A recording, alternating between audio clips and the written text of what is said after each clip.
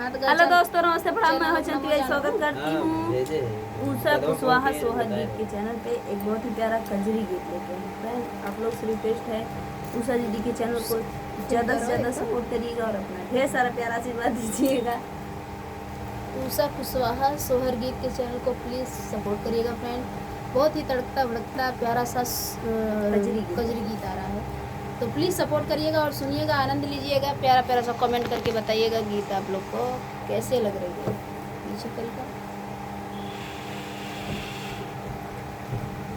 गौरा फूल लोढ़ चली फूलवरिया सखी संग में सहेलिया सखीना। गौरा फूल लोढ़ चली फूलवरिया सखी संग में सहेलिया सखीना। के हो बेला फूल लोढ़ के चमेली फूल लोढ़ के हो बेला फूल लोढ़ के चमेला फूल लोढ़ के हो लोढ़ लागे भांगिया के पतिया सखी संग में सहेलिया सखीना। के हो लोढ़ लागे भांगिया के पतिया सखी संग में सहेलिया सखीना। गौरा फूल लोढ़ चली फूलवरिया सखी संग में सहेलिया सखीना। गौरा फूल लोढ़ चली फूलवरिया सखी संग में सहेलिया सखीना।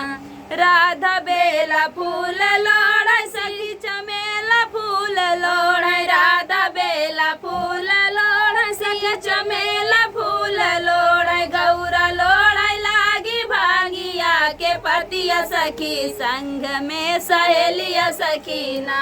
गौरा लोढ़ लागी भांगिया के पतिया सखी संग में सहेलिया सखीना। गौरा फूल लोढ़ चली फूलवरिया सखी संग में सहेलिया सखीना। गौरा फूल लोढ़ चली फूलवरिया सखी संग में सहेलिया सखीना। के हो बेला फूलवा गाछ के चमेला फूलवा गाछ के हो बेला फूलवा गाछ के चमेला फूलवा गाछ के हो बीस लागे भांगिया के पतिया सखी संग में सहेलिया सखीना। के हो पीस लागे भांगिया के पतिया सखी संग में सहेलिया सखीना। गौरा फूल लोढ़ चली फूलवरिया सखी संग में सहेलिया सखीना। गौरा फूल लोढ़ चली फूलवरिया सखी संग में सहेलिया सखीना। राधा बेला फूलवा गाछ सिया चमेला फूलवा गाछ। राधा बेला फूलवा गाछ सिया चमेली फूलवा गाछ। गौरा पीस लागी भांगिया के पतिया सखी संग में सहेलिया सखीना। गौरा पीस लागी भांगिया के पतिया सखी संग में सहेलिया सखीना। गौरा फूल लोढ़ चली फूलवरिया सखी संग में सहेलिया सखीना।